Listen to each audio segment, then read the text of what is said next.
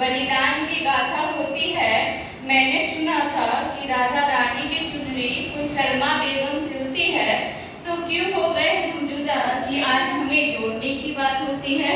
Good afternoon everyone, respected teachers and my dear friend.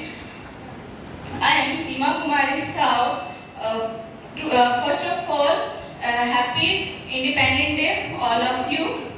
And I am present here as Seema Kumari Sao. A small speech on this occasion. आजादी की लौ तो 1857 में ही शुरू हो गई थी, जो मसाल बनकर 1947 में हमारे देश को आजादी दिलाई। आजादी का सही मतलब आजादी स्वतंत्रता से पहले आजादी का मतलब कुछ और हुआ करता था, और स्वतंत्रता के बाद आजादी का मतलब कुछ और हुआ करता है। क्या सिर्फ झंडे के सामने वंदे मातरम, भारत माता की जय बोल देना, क्या यही है देशभक्ति? अगर आप कहेंगे कि ये है देशभक्ति, तो मैं आपसे पूछना चाहूंगी कि सड़क के किनारे फुटपाथ पर वो छोटा सा बच्चा वो हाथ में तिरंगा लेकर के जब वो तिरंगे को बेचता है, तो क्या उसकी देशभक्ति नहीं, वो उसके पेट की शक्ति है जो उसे ऐसा करने के लिए मजबूर करती है।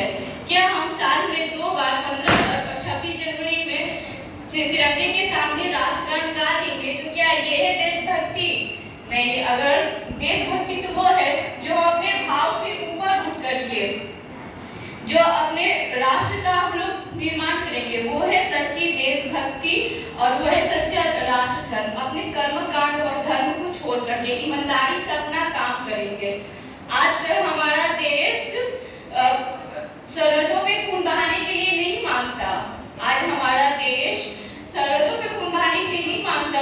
वो कहता है कि हमें उबलने वाले हर हड्डियों के नसों में उबलने वाले खून की आवश्यकता है, जो देशद्रोही को यह बता सके। देशद्रोही की यहाँ पे जो हमारे पार्टी के मेंबर है, वो जो अपोजिट पार्टी है, मैं उस देशद्रोही की नहीं बात कर रही हूँ। यहाँ पे कोई भी अपोजिट पार्टी को या जो सरकार के विरुद्ध बोलता है, मैं उस देशद्रोही की नहीं बात कर रही हूँ। मैं यहाँ पे जो देश के विरुद्ध काम करते हैं, मैं उस देशद्रोही की बात कहना चाहती हूँ कि अगर तू दरिंदा है तो ये शमशान तेरा है, अगर तू परिंदा है तो ये आसमान तेरा है, रहना है तो भाईचारे से रह, नहीं तो ये कब्र तेरी है, कब्रिस्तान तेरा है।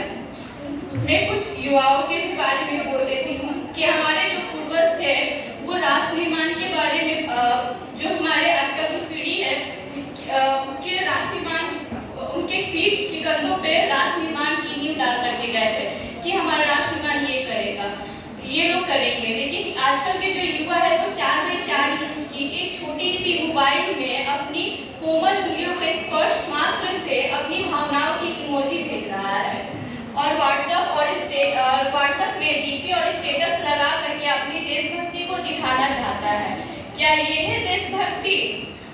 4 बोतल वोडका का मेरा रोज का, अरे हमारा भारत कहाँ पे जा रहा है? हम उस देश में जीते हैं जहाँ पर शाम में मदर इंडिया देखने के बाद एक पति अपनी पत्नी को पीटता है, और जहाँ कॉलेज भाई अपनी बहन को जब छोड़ने आता है तो वो दूसरी की बहन को छेड़ता है। और हम उस समाज में जीते हैं जहाँ पर हम लोग अपनी मोबाइल में गंदी असली वीडियो देखते हैं और अपनी ही टीवी को 7 इंच की घूंघट में बोलते हैं कि कहीं बाहर जाना तो घूंघट डाल करके जाना। कुछ मैं महिलाओं के बारे में भी बोल दूं कि महिला असुरक्षा के मामले में हमारा देश 4 नंबर स्थान पर है। महिला सुरक्षा की बात नहीं कर रही हूँ मैं, असुरक्षा के मामले में हमारा देश 4 नंबर स्थान पर है। जहाँ पे मणिपुर में महिलाओं के, जहाँ पे हमारा देश महिलाओं की पूजा करता है, वहीं पे मणिपुर में महिलाओं के साथ अत्याचार हो रहा है। तब हमारा देशभक्ति कहाँ चला गया? उस समय हम क्यों ये भूल जाते हैं कि जहाँ महिला बेलन चला सकती है वहाँ महिला कलम भी चला सकती है। अगर वो कलम चला सकती है तो वो देश और सरकार को भी चला सकती है। हम लोग उस देश में रहते हैं जहाँ पर पत्थर को लगते हैं 56 भोग, जहाँ भूखे नंगे तड़पते सो जाते हैं लोग, जहाँ भूखे नंगे तड़पते सो जाते हैं लोग। हम मजदूर है, मजबूर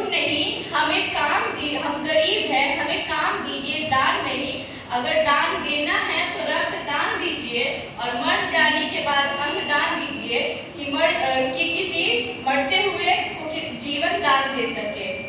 मैं राष्ट्र निर्माण के बारे में कहती हूँ कि हमारा राष्ट्र निर्माण तब संभव होगा जब एक गरीब बच्चा सरकारी स्कूल में भोजन के लिए नहीं अपितु ज्ञान अर्जन के लिए सरकारी स्कूल में अपने कदम रखेगा और उसे ऊंचे सपने देखने के लिए भरी हुई जेबों की आवश्यकता नहीं पड़ेगी। हमारा राष्ट्र निर्माण तब संभव होगा जब हम एक अयोग्य नेता का चुनाव नहीं करेंगे। राजनीति से मुझे कोई परहेज नहीं, अपितु राज करने की नीति से है। हम जो ये भूल जाते हैं कि जो हम लोग सरकार को चुनते हैं वो हमारा राजा नहीं अपितु हमारा सेवक होता है, जिसका काम होता है हमारी समस्याओं का हल करना। मुझे ये सोचकर बहुत ही दुख होता है कि हम लोग उसके कर्म और विचार को नहीं अपितु उसकी धर्म पार्टी और प्रचार को देख करके हम लोग वोट करते हैं। हम उस देश में रहते हैं जहाँ पे हमें समझ नहीं आता है कि हम लोग गंगा को पूजित करते हैं या दूषित करते हैं। हम उस देश में रहते हैं जहाँ पे भगत सिंह, राजगुरु, सुखदेव इन्होंने किसी मजहब के लिए नहीं अपितु हिंदुस्तान के आजादी के लिए अपना बलिदान दिया था। हमारा राष्ट्र का निर्माण तब संभव होगा जब दिए मंदिर में नहीं अपितु हर घर में अपनी रोशनी फैलाएंगे और चादर केवल मस्जिद में नहीं किसी सर्द बदन को ओढ़ाए जाएंगे और शांति केवल चर्च में नहीं अपितु दो भाइयों के बीच होगी। तब हमारा राष्ट्र का निर्माण सच में संभव हो सकता है। हमें बड़ी बड़ी बातें नहीं करनी चाहिए, हमें छोटे छोटे प्रयास करना चाहिए, क्योंकि हमें ठोकर भी पहाड़ों से नहीं अपितु पत्थरों से लगा करती है। मैं भारत की बेटी आप सबसे ये कहना चाहती हूँ, जब हमें आप और हम सब मिल करके एक राष्ट्र का निर्माण तभी हमारा हो सकता है, क्योंकि ये राष्ट्र की जिम्मेदारी नहीं हमें आगे ले जाने की, अपितु ये हमारी जिम्मेदारी है कि हम अपने राष्ट्र को आगे ले जाएं। भारत माता की जय, वंदे मातरम।